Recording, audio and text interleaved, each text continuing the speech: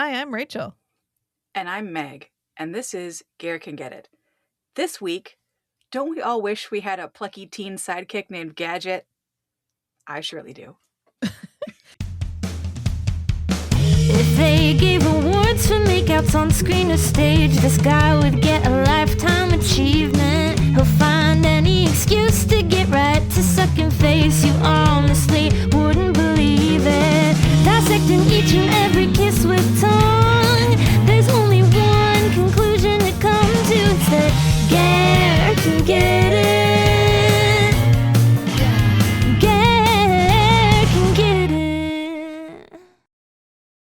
What was it in the 90s that they felt compelled to be like, you know what we need? A precocious child genius. But I miss that. I miss that it was like, we're going to have a show that is ostensibly aimed at adults, but actually it's really goofy and childish, but we'll let kids think they're watching a grown-up show, and the actual secret protagonist is like a 12-year-old with a fake name and like a funny hat, and like that'll be, I love this so much. It was such a thing. Like Yeah, they were I miss it. they were everywhere. I was watching it and I was like, "Oh, of course, it's the plucky child, like Yeah. the precocious child genius we had to have." Yeah. Who were like borderline obnoxious. Yes. But also, they were your favorite character because they were, like, sticking it to the man the whole time, and then you Yes! watch it as an adult, and you're like, "Oh, they're a little shit," like, every time you watch it. Oh, I still love this. So we watched, okay, listeners, you're gonna be confused. You're gonna be like, is this a rerun? It's not. I'll explain. We watched RoboCop the series, which is distinct from RoboCop: Prime Directives. They're two totally different things, and I think they're Correct. even from two different, like, timelines, continuities. They're related only in that there is a RoboCop and the RoboCop has the same name, but otherwise not the same. So this RoboCop is earlier. This is the 1994 TV series. We watched either season 1, episode 8 or episode 9. I'll explain. It's called Provision 22, and depending on whether the service you're watching looks at the pilot as 1 episode or 2 episodes, will change the numbering of the episode that we watched.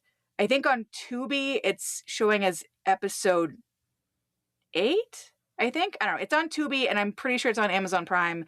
All of them will list out the episode names. You're looking for Provision 22, that aired May 6, 1994. And Ger plays a guy named Martin, and I'll be honest, I don't know if that's his first name or his last name. He's Doesn't just come up. Martin. He's just Martin. And he has, before we get into anything else, okay, so this is, I almost said prototypical Evil Ger, but this is actually a new version of Evil Ger, because like It from the is. neck down, regular Evil Ger, because he's wearing a suit and tie. That's the tell. From the neck up, though, somebody gave him a pompadour. A pompadour. You know why? It's because he's fresh off season 2. Season 2 of Forever Night, and he was like, I'm not ready to cut my hair yet. And they were like, well, it's got to be slicked back. And he was like, do what you need to do. I'm not afraid of a little hair gel. And they were like, we can't go full Klaus. And he was like, go half Klaus. And they went half Klaus. They just half slicked it back. So big. I can't oversell how big his hair is, because we have never seen, because as you said, we have seen slicked back hair when he's evil. We've seen the fake pinned in mullet from every 3rd episode of Forever Night. I don't know that we've seen, like, you know, the medium sort of like businessman hair where it's not. He does the spike, the spiky hair. Oh yeah, evil spiky hair from the other RoboCop where it's bleach blonde and like way too short. And obviously and we've also seen Cube too. Yeah, that's right. Yeah, spiky hair. Yeah, where we couldn't tell if he was frozen or old. Right. I don't know whether that's still the funniest part for me. I kind of, if I have one question for him about Hypercube, I just want to be like, were you frozen or old? Do you know? Old? You have to know, did they right? tell you? No, they just sprayed him down and they were like, go. And he was like, am I old or am I cold? And they were like, whatever, Yes. man, just do it. You're both. You're all things to all people. So we've seen a variety, I feel like, of his hair. We have never ever seen anything like this. This is like this. He felt like he was auditioning for Kaneki in Greece. Like it's big. It is so big, but they're treating it like it's normal. Like so this is obviously, it's the RoboCop. So it's set in a, you know, like the near future where things have gotten worse. Spoiler alert, that's the future we live in. LOL. But but it's not like super heightened in their clothing. Like their clothing styles are meant to look just sort of like what people were wearing in 1994, except for the one guy who's a robot. If you ignore him, everyone else looks sort of normal. Until Ger has giant poofy hair. Like it's very jarring. It doesn't make any sense. But I like that it does kind of fit in line with all of his evil characters, that they all have to be physically a little bit wrong. And so in this episode, the little bit wrong is they just decided to blow dry his hair like a poodle's ass. just so big. It really is. It's hard to oversell how big his hair is. And he's rubbing his hands. He's doing his maniacal hand rub the entire time. So evil. So very evil. Yeah. He's like, oh, you can tell by the way I'm rubbing one palm with the other hand. And I'm wondering, and I wanted to bring this up, when he's about to break, does he suck his tooth? Because he does that a couple of times where he delivers a line that's patently ridiculous. And then he does where he like makes the face and he sucks his tooth. Yeah. Do you know what I'm talking about? I know exactly what at this point, I'm also a professional in the science of Ger. I know exactly the face you're talking about. I'm wondering if that's when he's about to break. Like if he's about to break character, like he's about to laugh or smile when he's not supposed to, and instead he just like pivots to the tooth suck. I think that's it. I think I'm gonna watch for that from here on out, because he does that at the very beginning. He like comes up behind her, and he gets to deliver his first evil line, and then he's like, he does this like thing where he clearly is about to smile, and he sucks his tooth instead.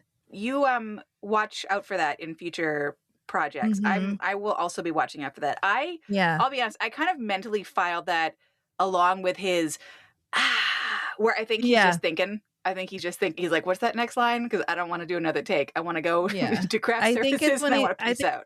I think it's when he's been cutting up before, and he has to be in character and deliver a line, and then he wants to cut up again, but he's trying to be profesh, and so he's just trying to hold it together. It's usually when he's like near somebody he's clearly been flirting with, like this woman. And so he's like, like okay, like it's a variation of his wink to the camera of his like we're all in on the joke. Yeah, you might be correct. I don't think you're wrong about him flirting with the woman. So there's two evil characters in this. Well, two and a half. The other guy is not really a character, but so we have Ger, who is evil businessman number one, Martin. And then there's this woman, and I think her name is Julia. Julie, does that sound right? I don't know. I have literally no idea. Evil. That's terrible. The evil redhead. I don't know. At one point, I swear, and like this is just like Motel from Aragon, where like when you hear a name and you're like, that's not right. I know your name isn't Motel, but at one point her boss will call for her on the phone. I think it's like a phone call, and I would have put my hand on a stack of. I swore that this man called her Jim, and I was like, her name is not Jim. There's no way this redheaded lady in the middle of a 1994 episode is pulling a Star Trek and her name is Jim. Like, I know that's not right. And then I'm not 100% sure I don't know what her name is. It's fine. Well, maybe it's in my notes somewhere. It doesn't matter. Redhead, evil bitch redhead. Bitch redhead. I don't want to be mean, and it's going to sound a little mean, and it's going to be a little mean, but I'm going to try to not be 100% mean. So Ger in this would have been in his 30s-ish, mid to late 30s. Yeah. This lady, I think, was veering a little closer to 48, 53. She gets to deliver that line about somebody being decrepit, and I was like, or that old fossil or whatever, and I was like, is he not your peer? I had that thought too. Sure, he's your peer. Here's the thing, or she's just like a hard 90s 35. If she's a 90s 35, I will walk into the ocean. I will kill myself so hard.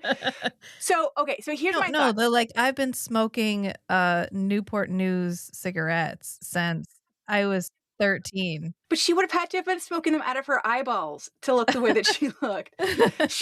So I'm making her sad. She's not like the Crypt Keeper. She's a very pretty lady. Yeah, she just looks older. With red hair, and it's like, it's a little bit poofy, not Ger full on pompadour poofy, but it's like the 90s and we had product and we knew how to use it hair. Mm-hmm. But I feel like if you were watching this on a CRT TV and you just saw her and Ger standing next to each other, you maybe could have registered them as like in the same, as peers, as in the same age group. And I don't know that the version we see on Tubi is really like, I don't think it's like an HD remaster. Like, it's not super, super clear. But I think we just have better televisions, maybe. And so watching this, you can tell that she's older than Ger by like a ways. And so having the way that this woman acts, as you said, with their mutual boss, the CEO, is an older gentleman. He has gray hair. He's probably in his 60s or 70s.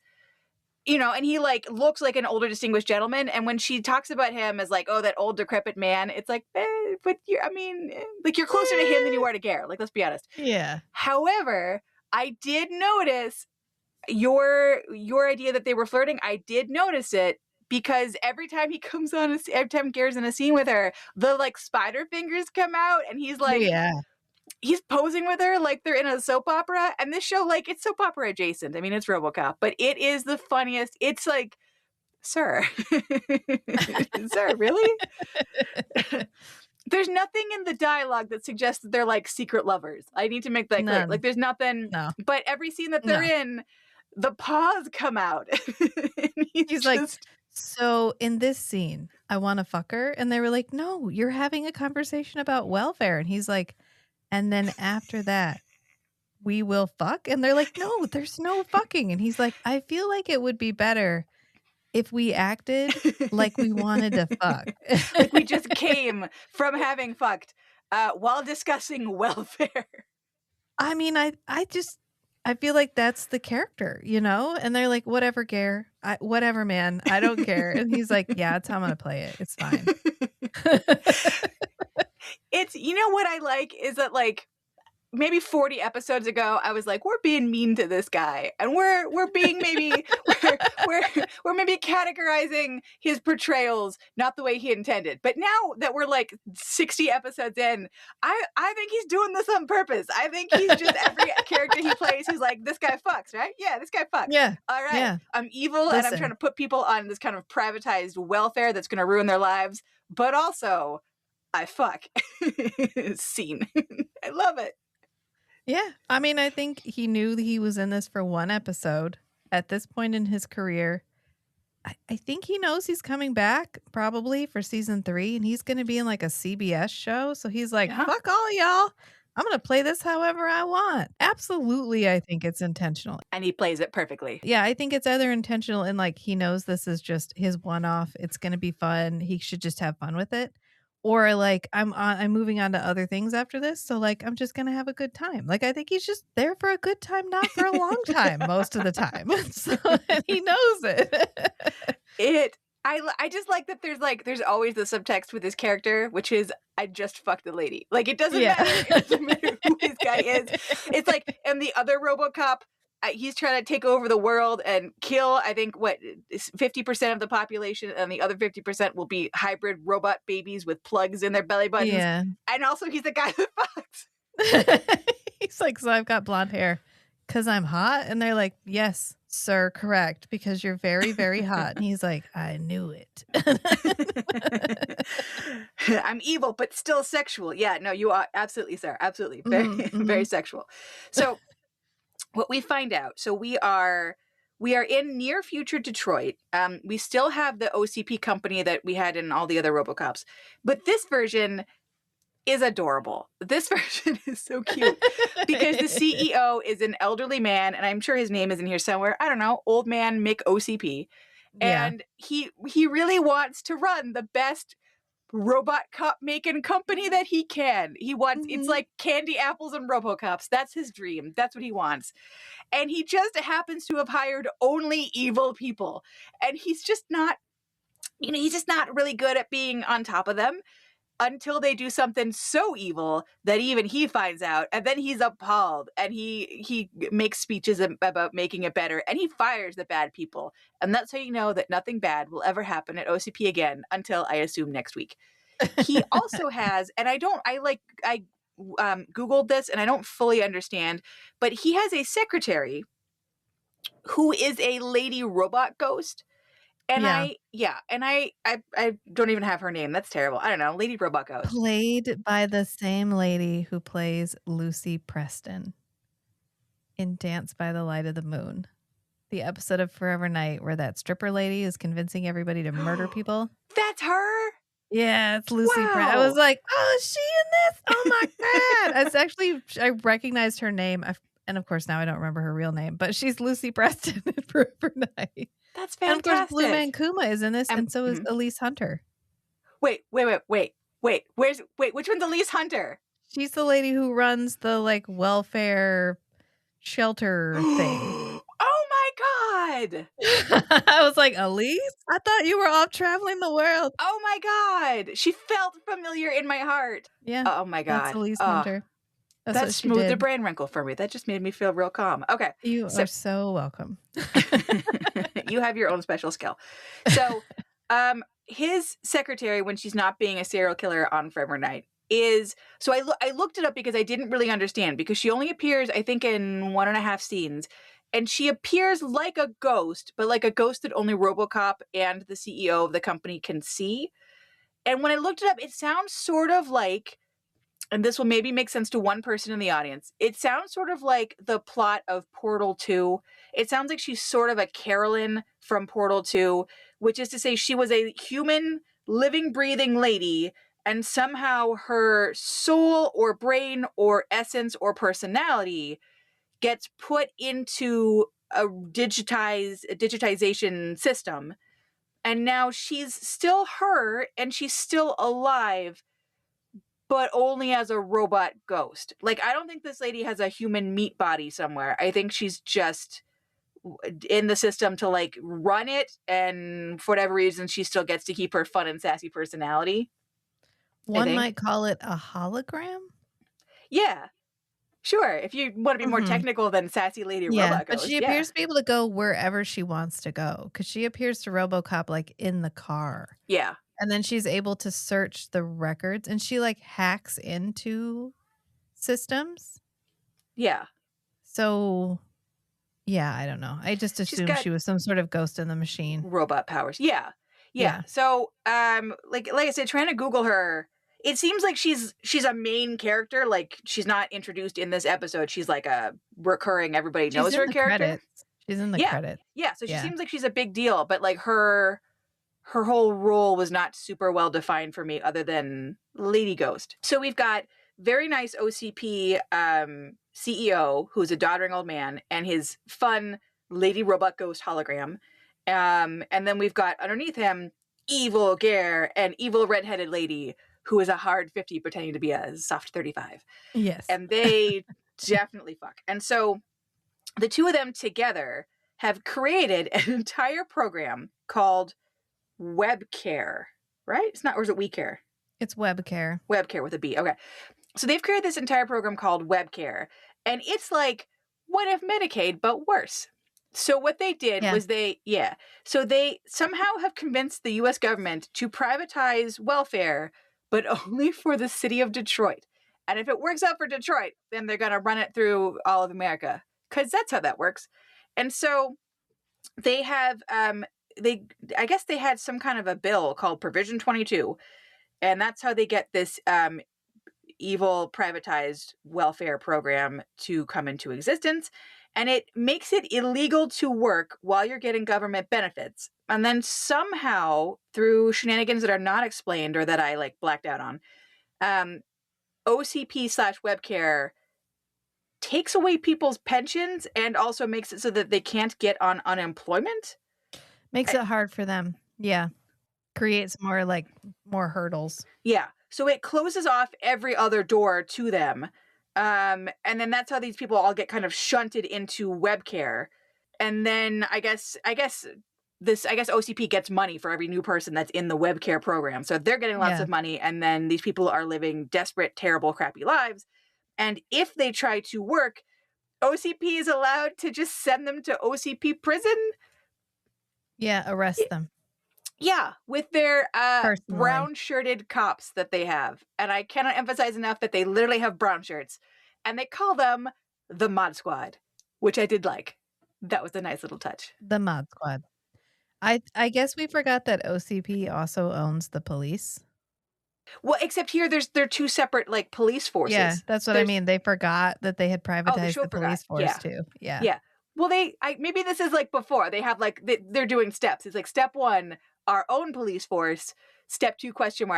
Step 3, all the cops belong to us. I think that's. It's fine. It's probably an alternate timeline. That's what everybody always tells me about Highlander when I'm like, nothing matches. And they're like, that's because every property is an alternate timeline. And I'm like, well, where's that advertised? Nowhere. I do like the idea that you could make something really bad and incoherent and then just go alternate timeline and like just use that to wipe away all sins. It's just an alternate timeline. It's fine. Like in a previous episode, I got the name of an actor wrong. And I'm just going to be like, no, in my timeline. Actually, it was Tony Hale who played that character. Yeah. Alternate timeline. Yeah. Yeah. Mm-hmm. It's fine. I'm from the Berenstein Bears timeline is where I'm from. My takeaway from this, because it's clearly a Canadian-made program, was that, is this what Canadians think welfare is? Okay, you are not wrong. There's the part where they're at the police station and the little girl is like, oh, are you a perpetrator? Are you under arrest? And he goes, no, I'm on welfare. And I was like, It did. Okay, it felt like there's on the nose, and then it felt like if someone walked up to you with their finger and went, boop, like really slowly. I was like, oh, this is like the Florida Keys all over again. Yeah. This is what Canadians think. It's like, you know what? They're not wrong. They're not wrong. Wrong. The only part that's wrong is everybody clearly telling everyone they're on welfare. Like, hi, I'm Jimmy and I'm on welfare. It's like how all of them talk. They're like, hi, I'm on welfare. Hi, I'm on welfare. Like, that's the only untrue part, is that these people are openly advertising that they are on welfare. Every other part, that welfare doesn't pay enough for them to actually live, that they have to secretly work because if they work too much, they lose their welfare. All of that, it all tracks. Yeah. It did. I mean, I won't pretend that, like, after watching enough Canadian programs from this time period, that like I'm not getting a sense of a general hopefulness and sweetness, even on like dark RoboCop material. Like, it's like, golly gee, RoboCop. And watching this, I was like, okay. Or like, cute. There's a scene when RoboCop is like driving through the streets of Detroit, and I'm like, bitch, those are streetcar tracks. I know where you are. Detroit. Fuck you, Detroit.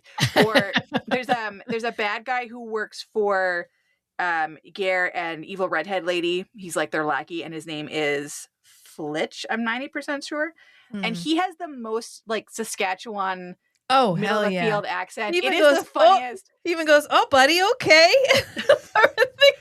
They call him and tell him to blow the bomb up, and he's like, oh, all right, buddy. I was like, I am 99% sure that there was a sure, you betcha in there. Like, I know there was. Yeah, absolutely. Yeah. 100%. Yeah. He was fresh off the farm. Like, he was plucked and dropped into this.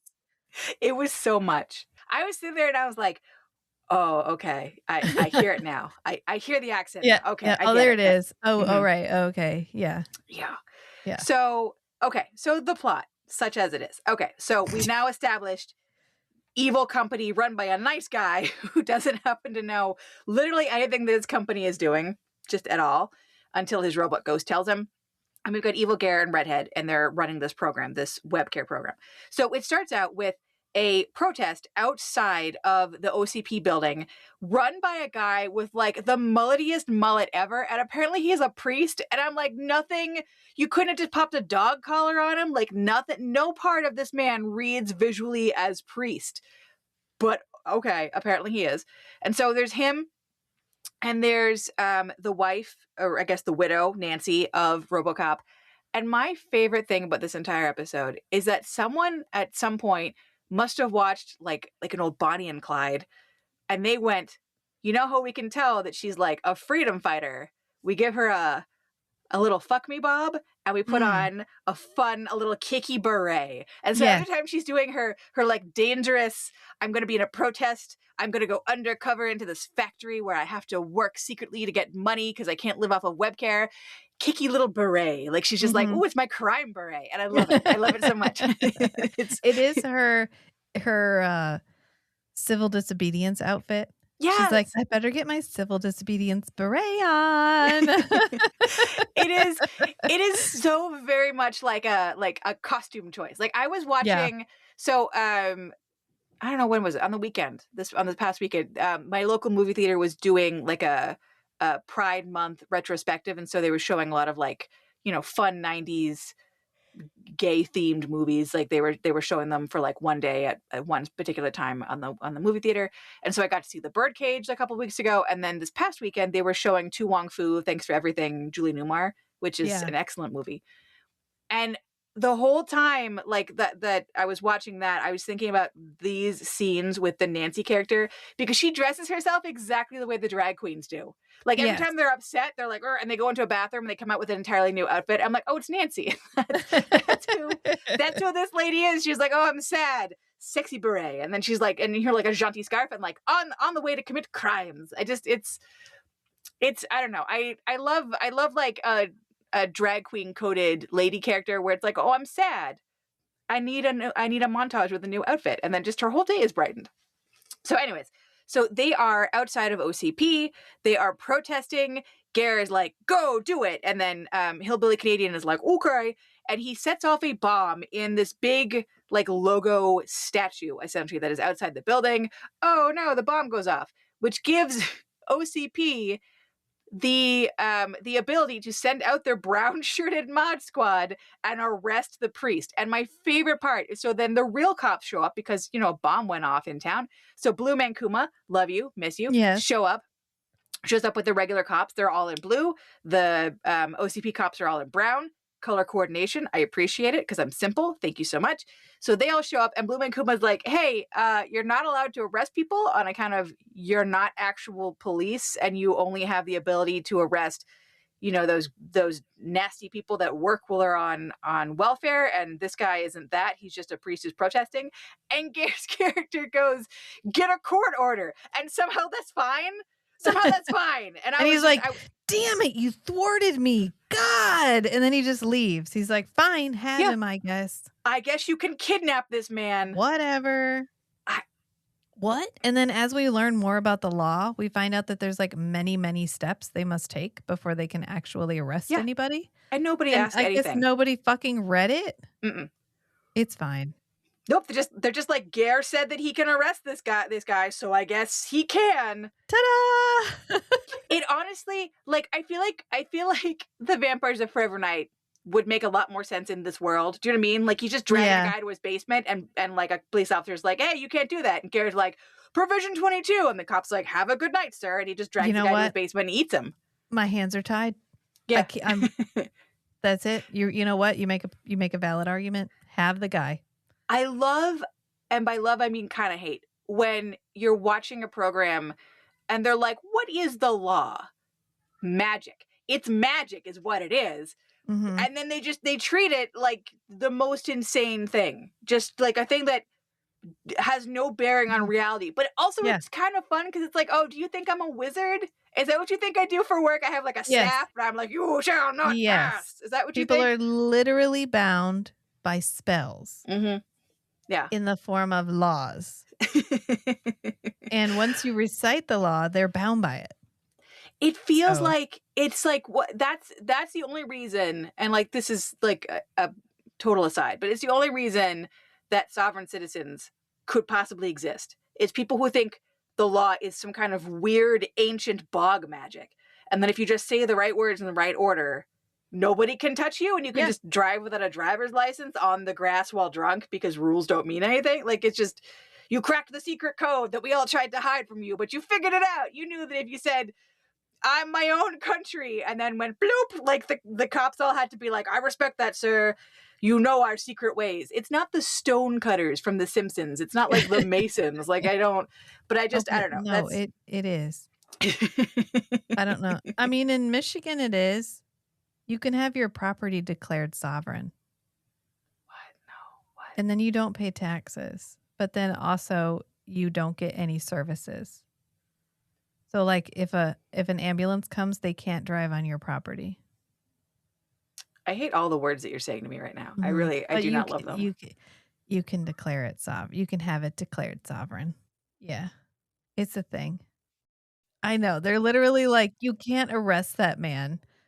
You have no basis for arresting them. And he's like, get a court order. And they're like, okay, sir, we will talk to you in 5 to 7 business days. And then they just leave. They leave. It's so insane. And then they reprogram his brain with the brain reprogramming machine. Which is run by a German doctor. And I did write down her name. She's Dr. Forlich. And she is exactly what you are picturing in your head when I say evil German doctor lady. She is squat. Yeah. She is wide. She speaks with the most cartoonish accent. And I loved her with all my heart. Yes. This was so Canadian. Like I loved every part of this. The weird optimism, the strange stereotypes of cultures that like, that's not what the stereotype for that culture is, but okay. Like every part about it, I loved. It was fine. Yeah. I was a little triggered by there's a part where they're like, we get them on welfare and then we don't let them work. And then that way they're stuck on welfare. And then because they're on welfare, there's a stigma against the people who've been on welfare. And so even if they do manage to get off of it, then they can't get on their feet without it ever again. And I was like, oh. Yeah. Wow. Yeah, the future-y stuff felt less future-y and more like, oh, today. Okay. Today. We're still having that same. I've had that discussion with my mom. Well, if they worked, then they wouldn't have to be on welfare. Okay, but if you're making $10 an hour because that's the only job you can get, and you're also trying to support 3 children and you have to pay for childcare at the same time, and you've eliminated the budget for Head Start, so there's not available subsidized childcare. So you are now paying $1,000 a week for childcare, and you're actually making $300 a week. Yeah, how's that supposed to work? How does that math? Huh? How? Right? And so the fact that we're still having that same conversation, and then this is parroting a conversation that is happening in the U.S. at the time that they made this, is disheartening, to be honest. Yeah, it is more than a little bit of a bummer to watch it and go, oh, you were talking about like a fictional version of a much worse future, and besides the robot guy, that's today. That's today. That's just today. Yeah. Yeah. This is why we need term limits and age caps. Yes, please. In the U.S. Correct. You should not be able to die in office unless it's of unusual circumstances. I mean, if you do, I won't penalize you, but not from old age, ideally. Not from old age. Yeah. So, okay. So RoboCop will see that it's his wife in the crowd. She does not, I guess, his widow. So she doesn't know that he's alive. Their plucky preteen son, Jimmy, does not know he's alive. We'll have a couple of scenes where like they almost see his face. But let me just say real quick, in the credits, they have a picture of RoboCop when he was still Alex Murphy, human man with hair. And if I saw him and then saw him later as RoboCop, I would have no idea that they were the same person, because it looks like they took this very handsome man, and they shaved his head and they put a bald cap on him maybe, and then also his cheeks got a little bloaty, and like he just has giant like potato face inside the robot body, which I feel so bad for you, sir. Like it's only one scene where you have to have the big potato face makeup, but like I don't know for sure that your wife would know it was you, even if she saw you when you had a name tag. So like I think you're safe. You're fine. I think your secret is safe. Yeah. But he realizes that she's there, and he's like, she's supposed to get my pension on account of I'm dead. What's up with that? And the cops are like, I don't know. I don't know why the cops would know about. Well, I guess it's his cop pension, maybe. I don't know. All of the cops are like, we all have access to your pension file, and we don't know what happened. Cute. They thought we would still have pensions. Oh, I just got real sad. Anyways, yeah. That's where I was for most of this episode, where I was like, oh, cute. Oh, ow. Oh, cute. Oh, ow. That's this whole episode. It definitely rides the line where, like, I'm having a good time. It's like a fun 90s adventure. And then if you pause and think about what's actually happening for a second, you're like, oh. Oh, God, fucking damn it. And then you're like, oh, look, the plucky kid. Yay, I like the hurts. plucky kid. It's Gadget again, guys. And then they're like, welfare. And you're like, ow, back to the heart. Ow. Ow. I'm sad again about America. Just America. Just America. Man, okay. So he will see her and he'll be like, what's going on with the pension? And then I don't know if they figure out why she can't get it. Like, I think it's just an OCP bullshit game that somehow they've taken it from her. I was still lingering on the fake commercial that airs in the middle here, where it's like homeless chow. Oh my God, the cartoon. Do you want to discuss the cartoon, please? Yes, and it not only feeds them, but also slightly sedates them. And that's how you get happy homeless people. Yeah. Yeah. And in pies. I have involuntarily watched a lot of RoboCop properties. So we watched the original RoboCop movie for Strange and Beautiful Book Club, probably way longer ago than I actually think it was.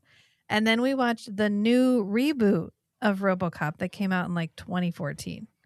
And I've now watched the random obscure TV show cyberpunk version of RoboCop and one episode of the 1994 RoboCop TV show. So I have a breadth of RoboCop knowledge at this point. And RoboCop the original is darkly comedic. It's very violent. It's hyper violent, which is part of the dark comedy of it, which is like the belief that you can privatize this police force and it will create less violence, but it actually makes it like a post-apocalyptic, horrifically violent city. And you know it's darkly comedic because when RoboCop finally gets to go out on his own and goes on like a uphold the law rampage, he shoots a guy in the dick. So like clearly it's mostly hyper violent, slightly darkly comedic. The 2024 movie was Sad Boy Robot Man. Oh. It was bad. It was just, the less said about that, the better. And what I really love is how every other property that adapts RoboCop was like, oh, is it supposed to be funny? We could make it funny. And then because even the one that we watched that was like the weirdly cyberpunk, people can become invisible and they have special the ninjas, computer hacking ninja headgear rigs things. Even that one was like, what if the news was really stupid and over the top, and then all of the commercials were really weird and comedic, like darkly comedic. Yeah. And then this one had one moment of dark comedy, and it was like homeless chow at the very beginning. And I don't know what I like. I don't know if I like the original, which was like, is this supposed to be funny or is it supposed to be grossing me out? I don't like Sad Boy Robot Man. Yeah. I think I fall more on the 1994 TV show. Yeah, this was just right. Like, I think I liked the little bit of dystopian, look at the kind of things that are normalized. Like, I liked that. Because I think the other one that we watched was too far. It was so far, it was weird.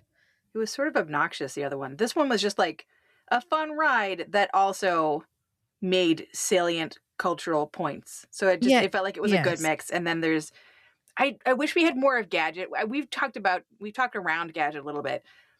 I don't really know anything about Gadget. She's like a plucky, I'm going to say homeless, motherless child that hangs out with RoboCop, her best buddy, because she follows the law. RoboCop likes that. So they're bros. And she helps him like solve crimes and shit the way only a 9 to 16-year-old girl possibly could. She just does what she wants. She doesn't know the word perpetrator, so she asks the Jimmy if he's a purple trader. I loved it so much.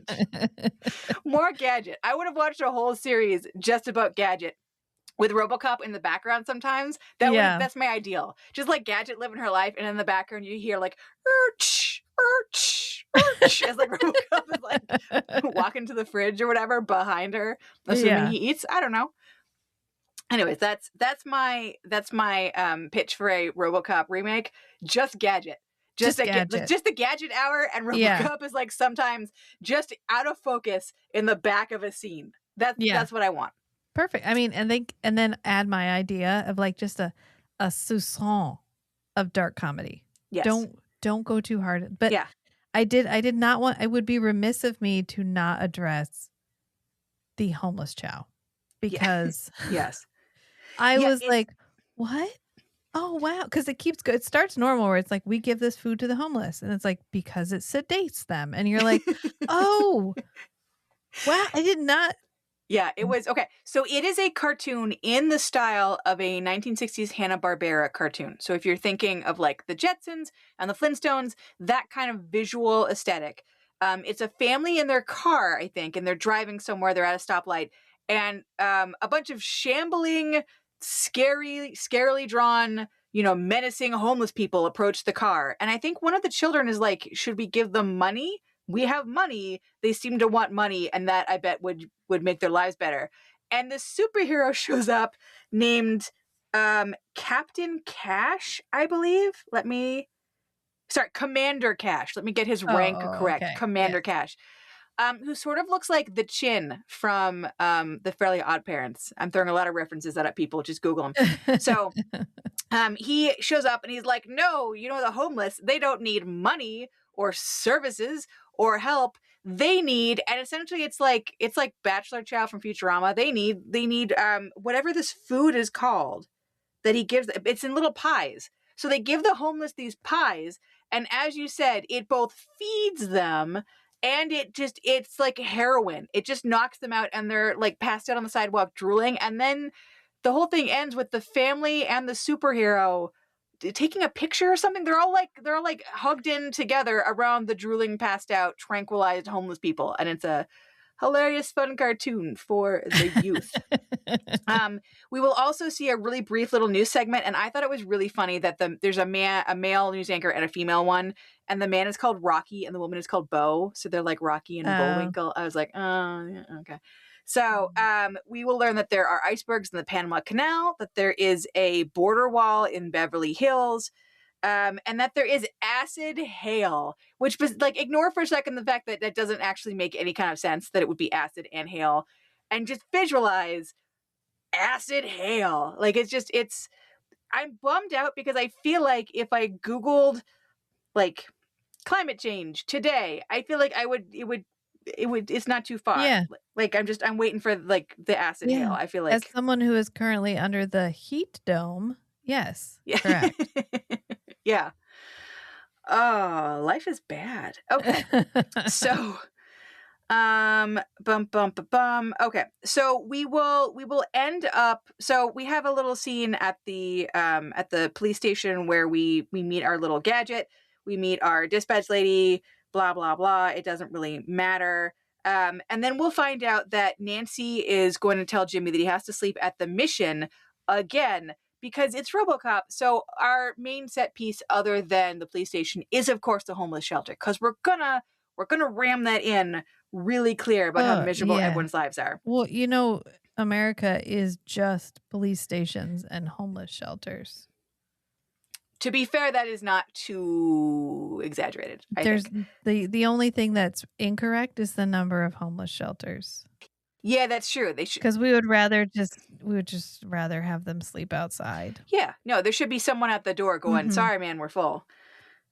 Okay, so we've got Jimmy is going to be going to the homeless shelter, and he's like, "Oh, Mom, they make me do protest signs every week because they're trying to keep it upbeat." They're trying to make it so cute. He's like, "Oh, they always make me think about slogans, and I don't want to think about slogans like marp marp." And it's so they are putting it's. I feel like this whole RoboCop episode is like, what if we described a worldview that was a turd, and we put some really cute icing on top of that turd. And it might be so thick that you forget that there's a turd underneath. And you're like, oh, look at this icing. It's like really funny icing. There's like colors and shit. And there's like candles and stuff. And we just love this icing on top of this really, really hard turd. Anyways, so Jimmy's like, oh, Mom, like, shucks, I don't want to go back to the shelter. And Mom's like, I got shit to do. So she puts on her, like, I'm going to commit crimes beret, and she sneaks out of the shelter, and she goes to this weird factory where I can't tell if she's making toys or actual weapons for adults, because they're guns. Toys. They are toys? Okay. He's 'Cause like, they're kids are waiting for these. I mean, they could be actual guns because kids, also this though. is a Canadian program commenting on the US. We would make toys for gun toys for kids. Like that would be the Canadian commentary that we But would we definitely could put in there. we could be making kid-sized guns. Yeah. It's really hard to say. Yeah. But we are yeah. Yeah. Yeah. So they are. He does say the kids are waiting for these. Like get on this. Kids are waiting for these. Okay. I feel like there's no version of this that's not like sort of a bummer, because either they're play guns, but they are the size of actual semi-automatic weapons, or they are guns for kids that are actual guns. But they are like rainbow colored. So just a room full of people putting together hilarious rainbow colored guns. With this guy, the guy that runs the place sounded like a cartoon character, and I could not place it, but he just, do you know what I mean? Where you're like, I know I've heard this guy's voice before a million times. Yeah. He sounded like the boss in every Hanna-Barbera cartoon. I don't know. I mean, he could have been. He could have been. I don't know. He just had like, everybody in this is like a little bit like 51% cartoon, 49% human person. And this guy was like 53%. Hey, He was boo-boo. like, it was just a weird voice where I was like, I don't know who you are, but like, I need you to shut up. I don't like you. Picnic basket. So we will then have, so Ger, I think he has the very Canadian guy like track them. Anyway, so they find out that they know that Nancy has got the secret job, and that violates Provision 22. So Ger brings all of his brown shirts outside the building and loudly and slowly proclaims that he is going to go in there and arrest her. Jimmy, who has also snuck out, because nobody is fucking ever watching any kid in a 90s show. I just never. No. Every door and window is open. Everybody's always too busy. We're all just latchkey kids running free. I mean, I sort of miss it. Yeah, can confirm. My mom would never have known. No, I'll be back when it's dark. Peace out. No. I'm going to go get smokes. So he has somehow lizard crawled his way up the side of this 3-story building. And he's just like suctioned onto the side, staring through one of the windows, watching everybody making these guns. And he sees, again, Gary is like shouting at the top of his lungs at the brown shirts about how they're going to go in and arrest only this blonde lady. She's the one that they want. And I don't know why. I guess because Jimmy, he can crawl up, but he can't crawl down. So he's like stuck there. He can't do anything. So he ends up calling, again, I don't know how. Somehow he like robocalls, what's her face? Gadget. And it's like, hey, I need you to bring RoboCop. So she's like, okay, I know the guy. So somehow they end up she gets RoboCop to come out there. Ger has arrested Nancy. For whatever reason, Ger is doing a little press conference because I guess he thinks it's going to make WebCare look really good to show that he's arresting this woman who is working a job just so she can live and not have to sleep in the homeless shelter with her kid. Because it's America. Yeah. And this all lines up exactly. So this part, okay, so this part was very Canadian to me, and it made me feel like equally hopeful and frustrated because RoboCop will show up and be like, hi, you're not going to arrest Nancy. I'm going to beat you all up because I'm RoboCop. And then they're like, well, she's actually violated Provision 22. So your job is to uphold the law. She has broken the law, so you can't take her. And so he's like, all right. He's like, yeah, you make a compelling argument. I am defeated. I guess you can go and arrest my wife. And so then Jimmy goes, I hate the law. Have a good day, sir. What? Oh, have a good day, sir. Yes. Yes. So then little Jimmy goes, well, first off, when Jimmy sees RoboCop, he goes, kick his ass, Robo, because it's the 90s and I loved it. I loved kick his ass, Robo. And then the second that RoboCop hears actually she's violated the law, he doesn't like ask any follow-up questions. He doesn't, as we will find out later, there's like a whole series of steps you have to go through before you can arrest somebody for violating Provision 22. He doesn't know these steps. He doesn't ask if they've been violated. No, literally, again, the law is magic. And so Ger's character just goes, Provision 22. And RoboCop goes, all right, okay. Compelling. Throw her in the box with the priest, I guess. And then Jimmy goes, I hate the law and I hate you. And he like runs off in like a little bitch snit.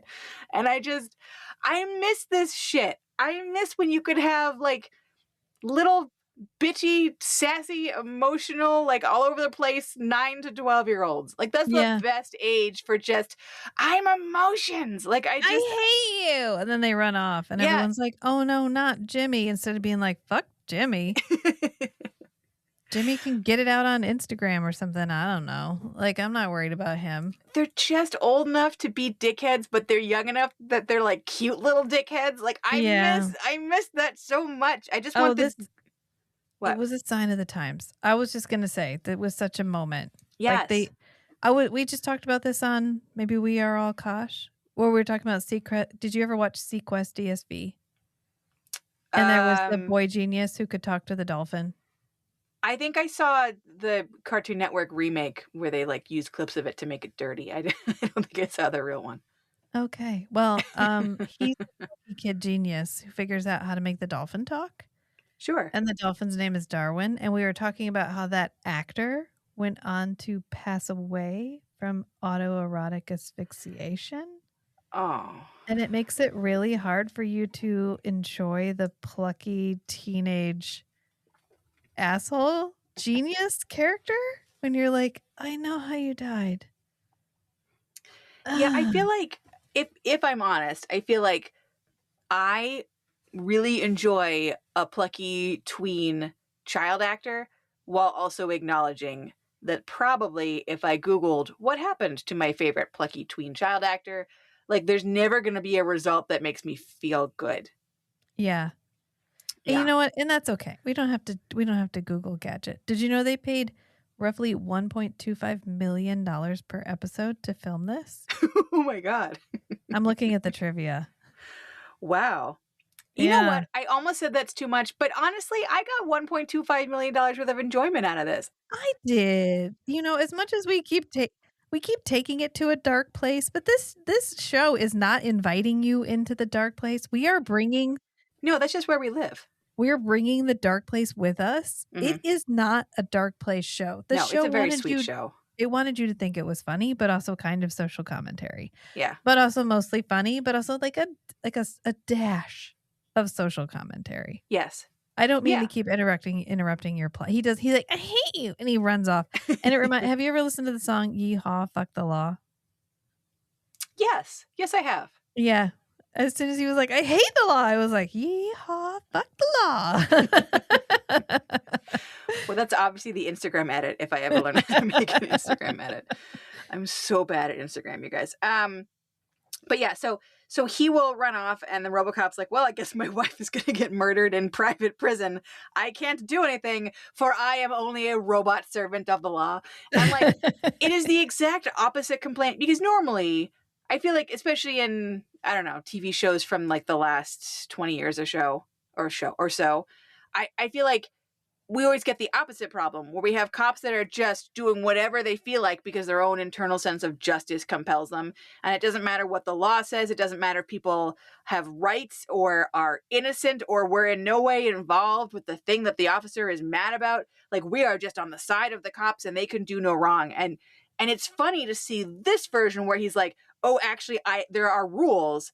And even if I personally do not agree with these rules and am personally hurt by the following of these rules because my wife, who did nothing wrong, is being arrested and sent to some kind of weird private prison, I can't break the law.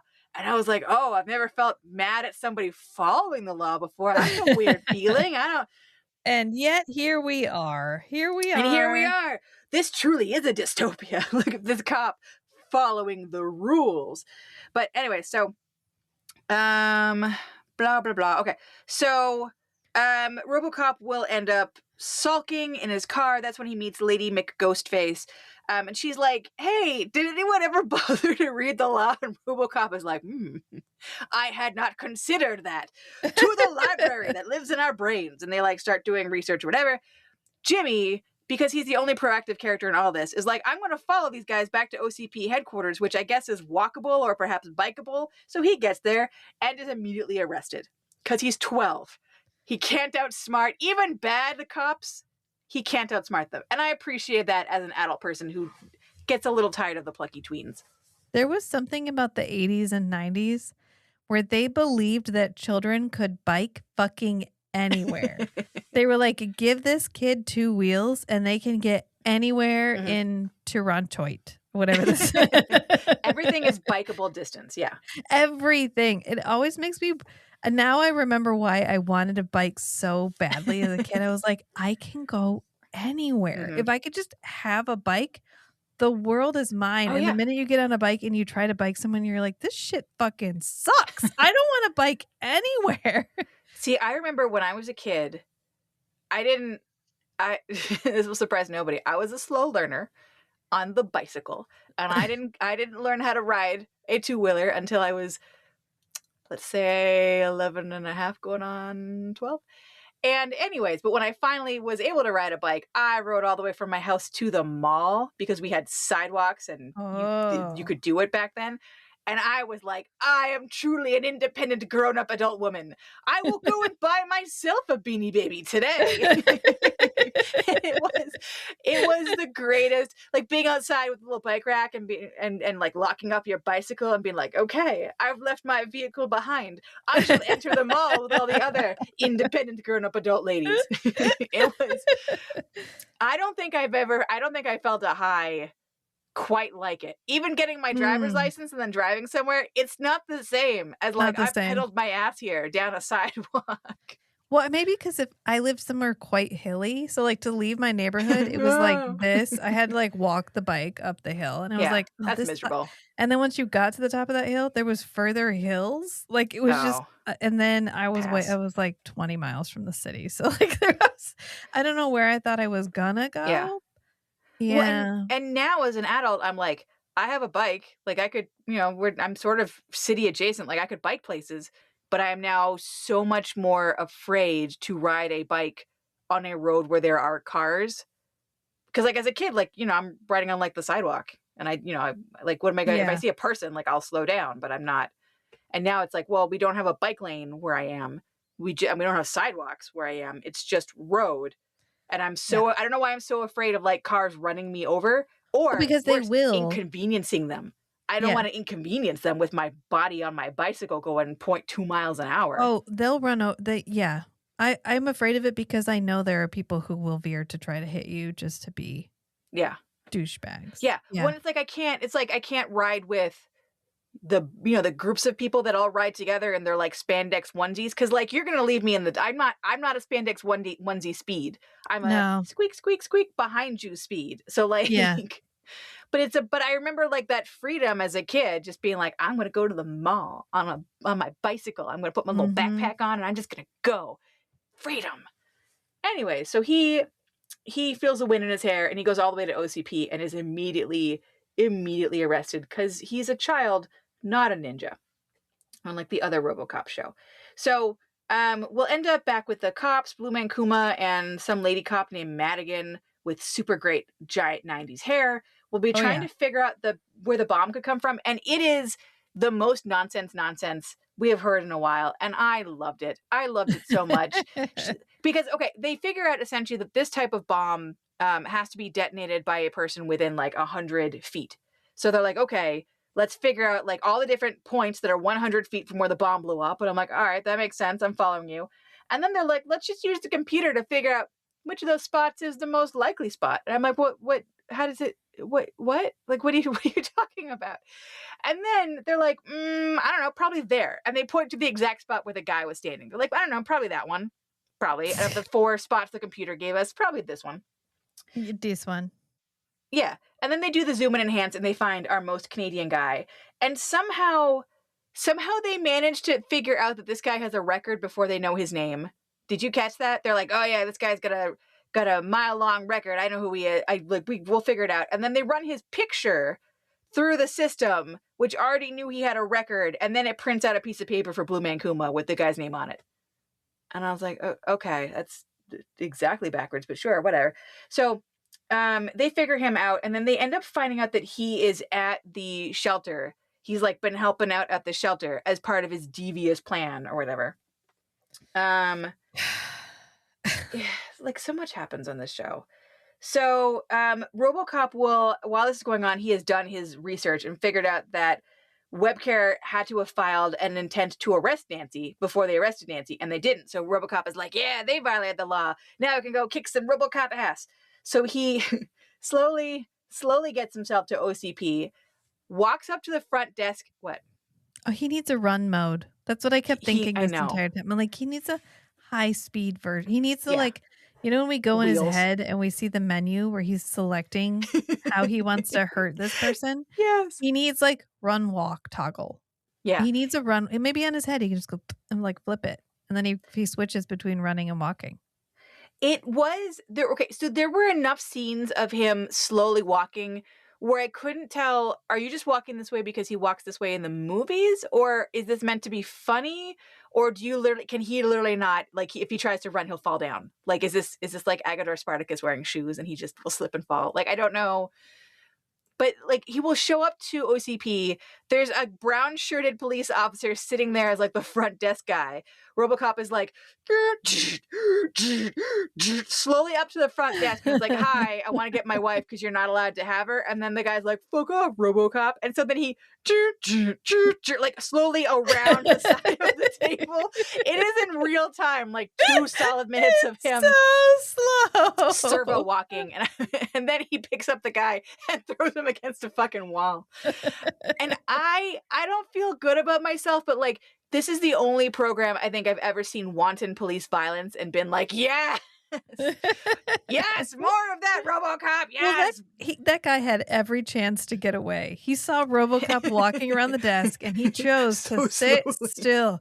If he walked at a brisk jog, like a brisk power walk, he could outrun. He could outrun him. He could have scooched his chair back an inch and he would have been out of RoboCop's grasp. Oh my God. Okay, so I gotta think for a second. Where are we? Bump. Oh, he goes down to the brainwashing lab, which is called rehab. And we didn't even talk about how the priest gets brainwashed. Oh yeah, he comes out and thinks that WebCare is great and awesome. And he goes into the shelter and he's like, hey everybody, turns out I was wrong. And they immediately know he was brainwashed. On account of it makes no sense. They're like, oh God, they got to his brain again, didn't they? That's okay. Give him to Elise Hunter. She can fix him. She can use her vampire museum powers. It's fine. Yes. So, RoboCop will end up into the basement where they are making little Jimmy watch as they lower the giant brain scrambling mask onto his mother. Because even when the show is adorable, it's terrifying. RoboCop will be outside the door. He'll hear the kid yelling, so that's how he knows that he's at the right room. Which is the rest of this building just looks like an abandoned hospital. And then they added like giant dungeon doors onto the rehab room. Which I guess is where the $1.25 million went to just retrofit this one door. Mm-hmm. And so he can see through the door. He uses his heat vision, which of course he has. And he sees the big fat German woman and the machine like lowering the mask. And instead of trying to slowly walk his way there, because I guess he knows. Oh, it's going to take 20 minutes. It's going to be too late. Yeah. Yeah. So he pulls a gun out of his leg and he manages to like pinpoint onto the control panel of the brainwashing machine and he shoots it and it makes the machine explode. And I'm like, that's exploding 1 inch from your wife's face. How did you know this wasn't going to just scald her brains out?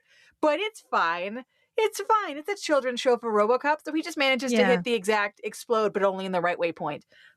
There is a brainwashing progress bar. Yeah. I feel like it's important to note that because that tells you everything you need to know about where we are with this show right now. Is there like brainwashing in progress? 40% complete. Bloop, bloop, bloop, bloop, bloop, bloop, bloop. I liked that they also had a like a little vector drawing of the face mask on there. Yeah. It's just I love that they're just like, you know what, let's just make a little sassy. Let's just add like an art project aspect to it. Yeah. And so the 2 guards who had been in there, RoboCop has already beaten the shit out of them in the hallway by turning electricity backwards. It doesn't make sense. Don't worry about it. Wait, no. Do you want to talk about it? You're underselling this part because they're sticking him with cattle prods on his hard plastic belly. And they're just like boink, boink, boink, like continuously pushing at him with cattle prods. Like, why isn't it working? And it gives him time to pull up his "so you want to fight back" menu. It's like the little paperclip pops up in his face, and it's like, "Looks like you're being attacked. Would you like to fight back?" And he's like, "Yes." And then it pops up with a list of options. It's like, murder them, shoot them, stab them, use their own electricity against them. And he's like, "Doop, doop, doop, doop, doop, doop, doop, doop." And then he goes, "Boop, boop, boop, boop," and it, like, clicks that one, and they're just standing there Mhm. the whole fucking time going like, "Doink, doink." On his Doink. hard black plastic belly, which I don't know why they thought that was going to conduct any electricity at all. No, especially for the 5 minutes that they try to get it to conduct electricity, because then they leave the stick against him, and they, like, look at him with a shocked face like, "Oh, no, did he select the feedback selection?" And then it's like, they, like, get shocked and pass out, and I was like, "You had fully real time, like, 15 minutes to Mhm. figure out another strategy." Yeah. And you were like, "I think we should just continue until he figures out how to fight back." I do enjoy that he has like a year 2000 MacBook computer in his brain. Like the menu is all that kind of like gray green with Yeah. a darker gray green for the font. And you can basically, if you like look hard enough, you can like mentally see him rolling a scroll wheel to go down the selections. It's so good. It's so Sweetly dumb. It's so sweetly dumb. Sweetly dumb is a good way to put it, because you're like, in the moment when you were watching this in 1994, you're gonna be like, "Yeah, RoboCop, kick their ass." And then you watch it again and you're like, "Why were they just standing there?" He's They buffering. They could have left. He's literally scrolling through menus trying to figure out where the option he wanted is. It's not the file folder I want. Go back. Go back. He filed electrical discharge under the wrong folder. Like, he tried to save it and he forgot to tell it where to save it, and he's looking for it, and they're literally standing there like, "We're getting him, I'm sure. We're working it. We're doing it. We're doing it." And it was so nice. I liked it so much. I was like, "This is so dumb." TV now has to be so smart, right? You have to look smart even if you actually aren't smart, and you have to make the viewer feel smart when they're watching it. And it's such a thing. And they did not give a shit. Well, now that you mention that, I think that's interesting, because I think a lot of shows now, I watch them and go, okay, you had to put on a smart person face, but the thing that you're saying is really dumb. Whereas this show puts on a big fat moron cap, but actually it had some good points about the flaws of modern society. Like it's you never see the genius pretending to be a moron trope. You always see it the other way around. And I enjoyed it. This was just fun and sweet. So anyways, he will reverse zap those two assholes in the hallway who will go flying into the walls.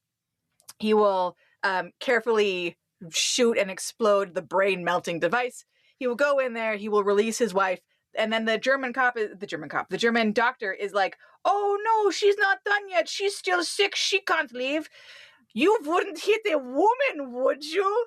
And then RoboCop is like, he doesn't have a response. He's like, I don't know, looking through his fucking brain menu. And then Nancy goes, "But I will," and socks the woman in the face. And I was like, yay, violence. I loved it. Yay. It's so silly. Like, how do you not love this? So Nancy is like, "Hey, we need to do a press conference," because that is the only tool of democracy that anyone has in the show. Yes. Bad thing happens, press conference. I'm an evil guy that wants to get the public on my side, also press conference. Yep. I have to apologize for something, third press conference. So many press conferences in the show. And they roll up to Elise Hunter, who is just the head of like the welfare home where all the welfare people live. And they're like, "Organize a press conference." And I'd be like, "The shit you mean? What? Who do I know?" She does 12 of these a day. She is on it. She's like, "Okay, well, my next one is actually in 20 minutes. So we'll just roll up to that one. I'll just add you to the agenda, I guess." Because like otherwise she's just calling the news networks and being like, "I'm going to stand in my house and make an important announcement. You should come and look at it." And they're like, "Okay." I mean, there's literally nothing else happening in post-apocalyptic Detroit right now. So everything is great in Detroit. On it, I guess. We have one robot cop. and a private brown-shirted army, and everyone who's bad gets their brain melted. So there's just not a lot of news. So whatever press conference you want, we will be there. So we will... So our Lady Ghost has talked to the CEO of the company, and she's like, hey, not only are these bad employees who work for you ruining society and hurting poor people, but also, and this is relevant to you, they're stealing from the company. And the guy is like, what? I had no idea. What? You should look at the numbers, the real numbers. And then from then on out, every time they talk about the numbers, they go the numbers. The real ones. Numbers. My favorite part. So she will explain, Lady Ghost will explain this to Old Man CEO and then, disappear away. He will get on his speakerphone and he will ask for the the auditing team essentially to come up with the numbers that they can look at. And he's like, not just the regular ones, but the real ones. Which makes me think that there's like a file folder on her computer somewhere that's like the fake numbers I tell everybody. And then another folder that's like, but these are the real ones that I'm keeping track of for myself. Because everyone knows where they are. And I'm like, well, that seems like not a good, not that I want to like help you scam better, but also. They're like, oh, the real ones? We were doing everything off the fake numbers. That was what everybody told us to do. You didn't say we had to use the real ones. I did the math wrong. And during the conversation that Robot Ghost will have with the CEO, Robot Ghost is like, the redhead lady, she's such a worm. She's terrible. And the CEO is like, come now, she went to Harvard. What's the world coming to when a highly educated person does terrible things? Yes. And I was like, oh, this is so sweet. Naive. Oh, Lewis, that's her name. Okay, so Ger is Martin and Martin and Lewis. Isn't that like a comedy duo? Like Dean Martin and Jerry Lewis, were they not like, oh my God. Oh, this show had a little joke I just got. Oh, this show is so sweet. It's so cute. It's so adorable. So they are adorable, but so evil. So, okay. So CEO is really bummed out about the whole kidnapping and bombing because he's like, well, that's not our policy. He's like, we're not the bad guys. Why are we doing bad guy shit? And they're like, oh, did you not know we were doing bad guy shit? And he's like, no.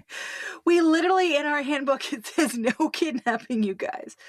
So he will confront Ger or Lewis and Martin, whatever. And then like confront her also about the stealing. And Ger is like, you were stealing and you didn't cut me in. And it feels very much like the subtext is, we were fucking real hard. How come you didn't cut me in on your theft? I helped with disenfranchising the poors. Yuck. And you didn't give me the money that you were stealing? Oh, my older lady girlfriend at work. I'm so sad about it. Like, I like that there's always the, we have definitely just had sex together subtext going on. But so, our lady, our evil redhead lady Lewis, she's not actually that, like, bummed out about it. And Ger's like, well, he just fired you and probably you're going to go to prison. So, like, why are you feeling no emotions on your not Botoxed face? And she's like, well, he's going to a press conference to apologize for all the stuff that we've done. He's not going to get 2 words out of his mouth because I've got our bomb guy on it. So, I'm not worried. I'm not worried about it. Right. So this is the part where we have to talk about how gloriously large 90s haired cop who also wears a ball cap on top of the large hair and so it out beneath it. Yeah. Yeah. So she's the one who identifies where the bomber is early on. And she uses the cool wireframe computer model that we thought all computers were going to use in the 90s. Advanced Same technology. as in Jurassic Park, where they have to like open files by like surfing over a map of like tiny file drawers. They have to like click on them. And then she goes to the place and she's like, it has to be somebody like an inside job. And they're like, oh, it's got to be the guy whose name is like the bombing guy. Flitch or whatever. Yeah, it's the bombing guy. Do you think he's really bombing people? And they're like, yeah, his name is the bombing guy. And they're like, oh, okay, well, he took the van. And she's like, cool. I guess I'll check back later and see if he brought the van back. Because then later she's walking out and she's like, oh, shit. Did he bring the van back? wild. I didn't even see him drive in. And then she gets like punched in the face and kidnapped immediately, which to be fair, how come we were not more actively investigating the guy who actually made the bomb? Mhm. Everyone's really blasé about things Yeah. blowing up. Because they're like, we know who he is. We know what car he's driving. Mhm. We know where he left from. We could probably get his itinerary from Elise Hunter. And they're like, nah, he's going Yeah. to come back here eventually. We'll We'll get just him when wait we him get him. out. Yeah. And the funny thing is like the Flitch will monologue, because of course he's going to monologue. And we will find out that he has Siberian mining equipment that he's going to use to blow up the shelter. And then additionally, he has this additional thing that I guess is part of the Siberian mining equipment, which will shoot a sonic pulse to scramble everyone's brains for blocks away. So if you are not physically exploded, your brain will be just scrambled eggs in your head, unless you're wearing a helmet. So this guy puts on his helmet, he monologues, and then he just like lizard crawls up a little ladder up on top of the building. He just sits there. And I'm like, but you're on top of the building. You're going to blow up, sir. But whatever. It's fine. We have a 20-minute countdown clock. The CEO shows up. He's got a white limo with flags on the front, which I thought was kind of a fun touch because it makes it look like a diplomatic limo, like he's from his own country because he's treating himself like that. This is when he says, as you mentioned earlier, he doesn't know how well-bred, educated employees could be so misguided. Because if you go to Harvard, you can't be evil. They teach you how not to be. It's a fact. Mm-hmm. That's a class. Yeah. So you went to Harvard. Here's how to not murder people now. Isn't she going to Harvard in American Psycho 2, All-American Girl? I think she's going off to Harvard at the end. I think she's going to Harvard, and they're like, she can't be a murderer. Nobody from Harvard has ever been a murderer. Yeah. Do you think that Harvard has like a PR guy who's paying everyone who's making these terrible programs? It's wild. It's wild that it happened twice. That's all I'm gonna say. That they were like, she can't be the bad guy. She went to Harvard. I want that on a t-shirt now. I couldn't have killed him. I went to Harvard. Okay, so he's going to do his little press conference, and Nancy, again, this show is so 90s and sweet. Nancy goes, hi, I want a full criminal investigation of WebCare. Because again, we know that they're arresting people that they're not even allowed to arrest under the weird law that says they can arrest people sometimes when they want to. They are brainwashing people. They have their own private police force doing whatever they want it to do. So and we know that they don't even have an idea of what the law requires for them to get all of the benefits that they're going to be getting. Like they're just having free reign, and that the two people in charge of this entire program were intentionally running it poorly to ruin people's lives and keep them destitute, on top of stealing money from the company. So Nancy goes, there needs to be a criminal investigation of this company. And the CEO goes, oh, that won't be necessary. Because there was one bad person and we fired her. So the problem is solved, young lady. Problem solved. Because we're just living in such a sweet little world where that was sufficient. That was fine.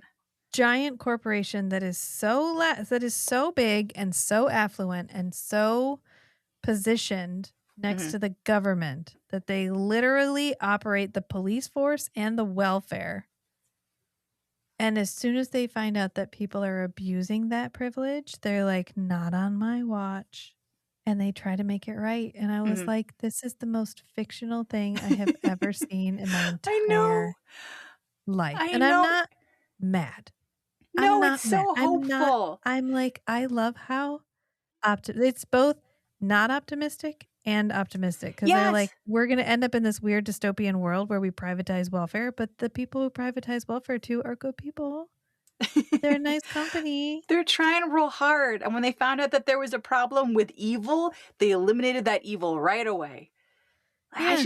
It's so sweet. But anyway, so we've still got our Lady Cop Madigan tied up in the back of the blow your brains up van. So RoboCop walks around. He's like, oh, she's not answering her radio. And he hears muffled grunts from the van. And he uses his cool thermoscan again. And he's like, yep, That's muffled grunts and a lady body inside. So he gets her out. She explains the whole thing about the bomb. He already knows. He pushes the van into an abandoned building. And my favorite part is when he pushes the van into the building, he's pushing through a brick wall. So he's like breaking a hole in the wall. And then when they cut back, he has gone through 2 giant double doors. Like, listen, just doing their best. I know. You know what? Like, it was probably a lot of work to make the little fake brick wall fall down while he slowly into the wall in the last 20 seconds before this bomb explodes. It's so sweet. So the bomb is going to explode in 20 minutes, and it takes him fully 28 minutes to move this van. So he gets it into the building, and somehow he uses his spike in his wrist that we've never seen before to plug into the electronic system, and then he starts vibrating kind of sexually. And then there's a big surge of energy that blows out all of the windows and the whole garage that he's in. He's fine. Don't worry about it. And then we learn that somehow he generated a wall of sound, which... It was the counter frequency? Yeah. He made the vibrations fight the bad vibrations. Mm-hmm. And then the explosion was fine. Science. Yeah. So... then he ends up arresting Flitch, because Flitch, this is my favorite part. He comes crawling back down off the rooftop, and he assumes that everyone around him is just brain melted. So he starts to like crowing about how great his plan was and how dumb they all are. And they're like, we're still normal, asshole. Our brains still work. It's not soup yet. And he's like, foiled again by these, what's the Scooby-Doo phrase? Foiled again by these meddling kids. Yeah. And the RoboCop. So he gets arrested, and he's, I guess, going to turn state's evidence on, I'm guessing, Ger and Lady Ger, Lewis and Martin. The priest is going to be fixed up by OCP, and everyone's cool with the guys that just melted his brain being the ones who are going to fix his brain back up, because they got the only 2 bad guys. They got the only 2 bad ones. They're good now. Yeah, the rest of the company is great. They're going to give him super priest brain. So he's fine. And the CEO is like, hey, Nancy, would you like to come with me and help me fix the whole company up and rid it of all the evil and make it good and help everybody? And Nancy's like, I sure will. And they basically like skip off together hand in hand. like, thanks, corporate America. I will fix you. I'm glad you're going to listen to me. I have suggestions. I'm Nancy, the cop's widow. Like, it's wonderful. It's so wonderful. And Nancy and Jimmy go, thanks, RoboCop. And then RoboCop turns to look stoically off in the distance, and the credits roll. And what do the credits roll? They roll B footage of them driving in fucking Toronto. Yeah.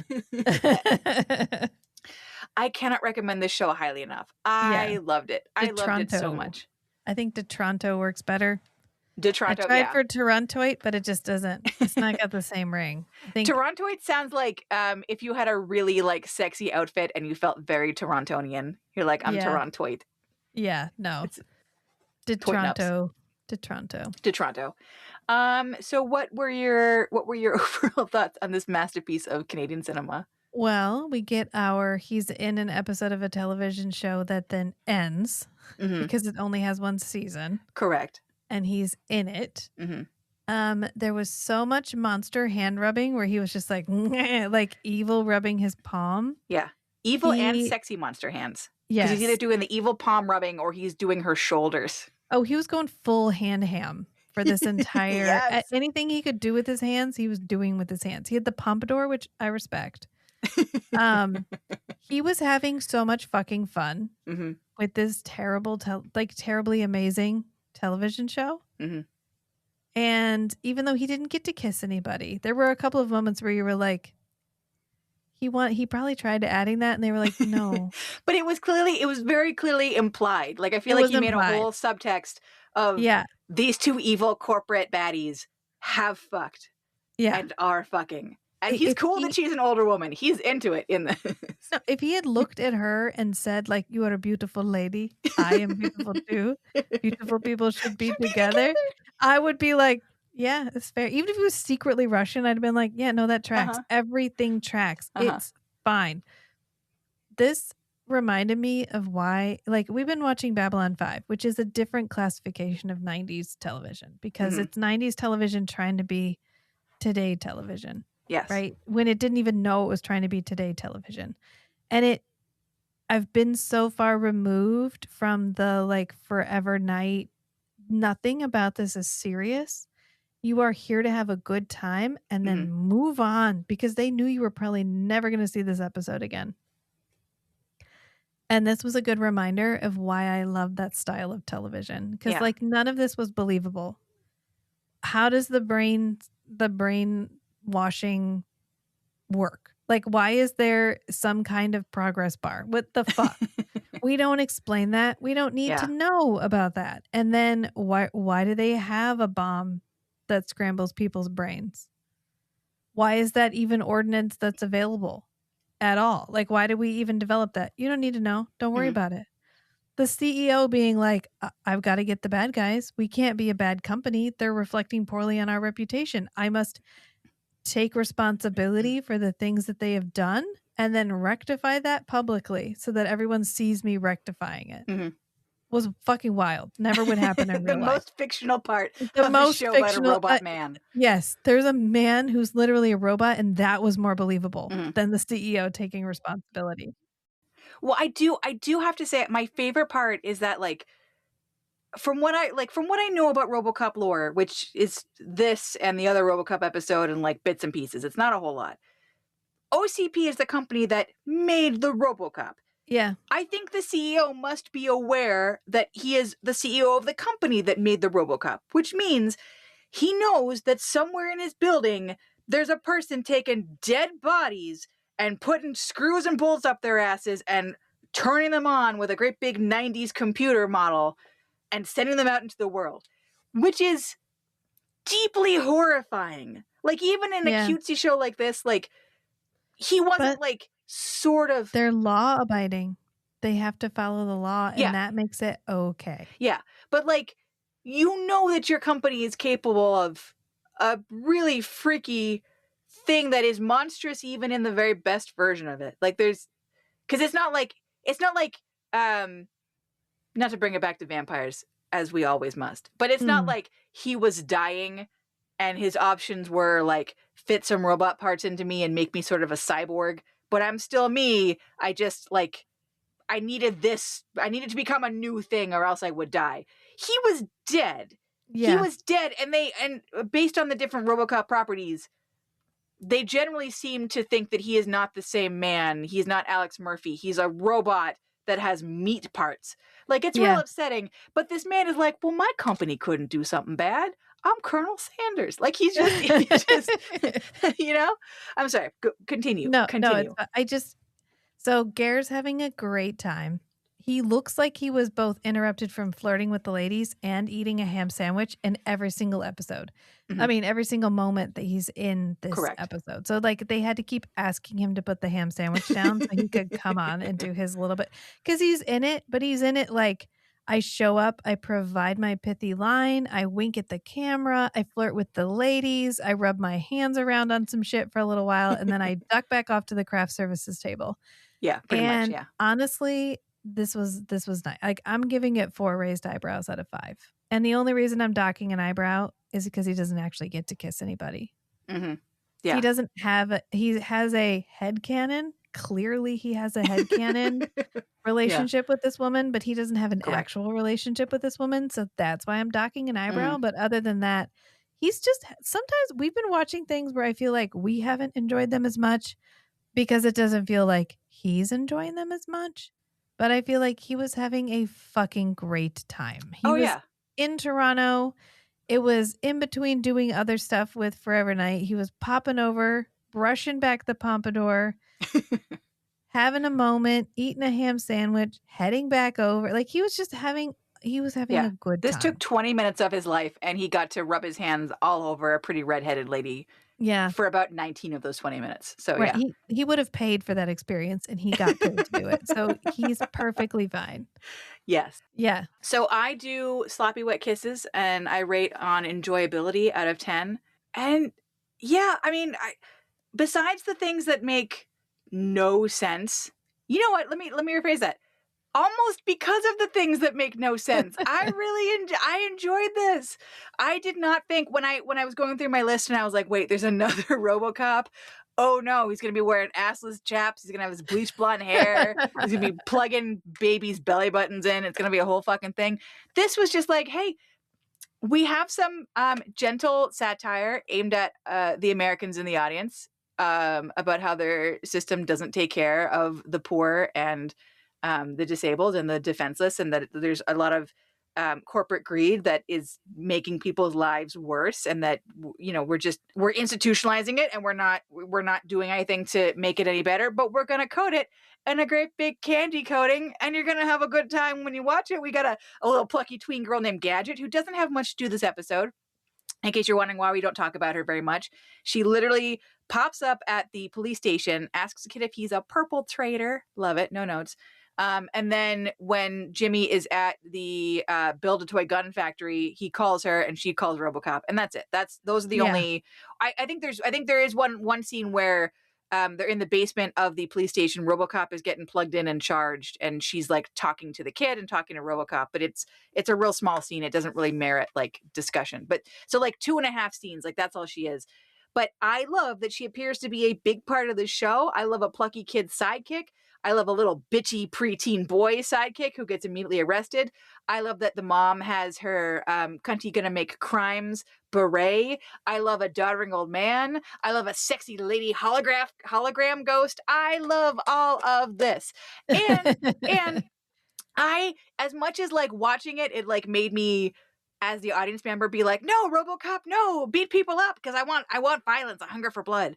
Even as much as like it made me feel that way, I still very much respect and appreciate a show where you have a police officer character who cannot just do whatever the hell he wants. I like that he solved his problem by learning the law and finding out that somebody had broken the law. When have you ever seen that on television recently? Never. Not recently. No. No. So like, even though as an audience member, you're just like, no, RoboCop, I want you to, be able to, rock'em sock'em robots, whatever. Like you want that. But I like that the actual solution, as it should be in real life, is not for cops to just do whatever they want to do, and for them, in fact, to be bound by their oaths. I mean, you want him to be a little faster on his little brain wheel, his little like Mac OS brain wheel.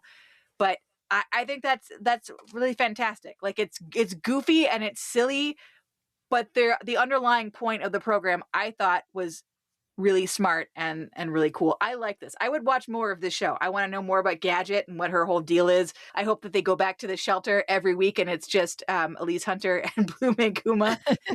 I love this. I love the Forever Night reunion. I love all of this so much. So, I'm gonna give this a 9.75, and I'm only really docking the 0.25 because the weird cartoon where they're feeding the homeless pies and then they start being like high on heroin was like a little visually, I don't know. It was so visually ugly that it like took me out of the moment. It was a weird place. It was a weird place.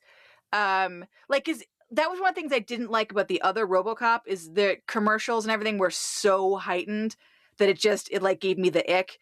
And in this, the little commercial and the 1 minute of news exposition, like I like that we learned about, how climate change has gotten even worse. But it just made me go like, ugh, like I don't want to look at you. I wonder if it would have played differently because they probably aligned an actual commercial break with that. Mm-hmm. So you would have had a couple of regular commercials and that one would have either been interspersed or like at the beginning or the end of the run of commercials, just like Saturday Night Live used to do commercials and they would play them like just before they came back from commercial break.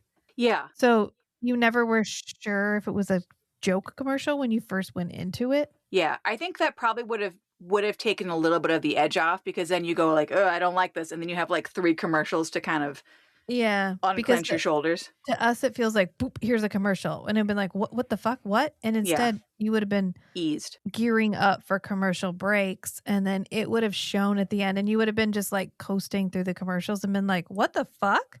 And then back to the show. Yeah. Like, I think it would have hit different. That's what I'm getting at. Yeah, I think you're entirely right, because that was the one thing that was sort of interesting about watching it on. I'm pretty sure I watched it on Tubi, because Tubi doesn't like know where the commercials should be. It just goes, I feel like there should be a commercial now, and it just like pops it wherever it wants to. So, and it was hard sometimes while watching it, because normally I feel like we watch a 90s program and you see exactly where they're like winding down to a commercial and then where they come back. And here, I at least from my recollection of watching it, I didn't get a really good, this was a commercial break like segment. So it may entirely be that the fake commercial was meant to like align with a real one. I just found the art style and also the content, it somehow seemed meaner than the rest of the episode around it. Like all of it was satire, but this was like a little less sugar coated, and like it was just, I don't know how to explain, like it's that Hanna-Barbera style, but somehow uglier. Like this weird, I feel like late 90s, early 2000s, some of the stuff on Cartoon Network was just ugly, like just visually so unappealing. This was that. This was like if you imagine Flintstones, but like with really thin, sharp lines, and there was just something about it that Ren and Stimpy. Yeah, sort of like a what's his face? Is it John Kay? Was that what that guy's name was? Anyways, so that same kind of like vibe where everything is just like a little extra, like off, and so I don't know. I found it off-putting. So I'm taking off a 0.25 for that, and then also like the joke of him walking slowly started to get old and make me like a little like antsy halfway through, where I was like, you need to walk faster. Your wife's brain is gonna melt. I need you to, like, it's stressing me out. Run. Yes. So a 9.75. It's just sweetly enjoyable. It's just fun. It's just nice and it's fun, but it's not stupid. It's like coded in stupid, but the actual content is not stupid. And the acting generally is fine. It's good. Like Ger is being evil, but he's not like unwatchable evil. He's like, I'm having a good time evil. The CEO is like doddering, but not like, I can't look at you. You're being too much. Like it's just everyone is acting and doing a good job. Even the kids, I thought, were not doing that like plucky child actor thing where you're just like, shut up. Like they were, everyone is good. Everyone I thought was, good and fine in this. Like they do what they have to do. The writing is like a little cutesy, but it's cutesy towards a point. I would recommend this. So we watched it, or at least I watched it on Tubi. I'm pretty sure it's on Prime. It is. That's where I watched it. That's where you watched. Okay. And I know on one of them, it has the pilot episode, like broken into two pieces. And I think they even name each half. So it's not like pilot part 1, pilot part 2. It's like they have two different names, the two halves. And then on the other one, the pilot is like an hour and 45 minutes instead of 2 45-minute episodes. So like you'll see which one it is. I would recommend it. It's free. If you're folding your laundry, like what else do you have to do? Nothing. It's Ger in a pompadour and a suit macking on a redhead lady. Like I can't oversell this. This was fun. This was nice. It was very Canadian. Obviously, I loved it so much. And so this episode that we are recording, this podcast episode, you guys are going to be listening to it after our raffle has ended, but we are recording it like 2 hours before our raffle has ended. So I don't know who won the prizes yet. So you'll have to wait either until 2 weeks from now, or I'll put it on Instagram. I don't know. You'll find out. You'll find out in the month of July if you won. And spoiler alert, if you entered the raffle, you won. You won. We had more prizes than entrants. So you won something real good. So keep an eye out on the Instagram and on your inboxes, and I will let you know. You will find out what you won. So keep an eye out for that, gentle listeners. So on that note, Bye. Bye.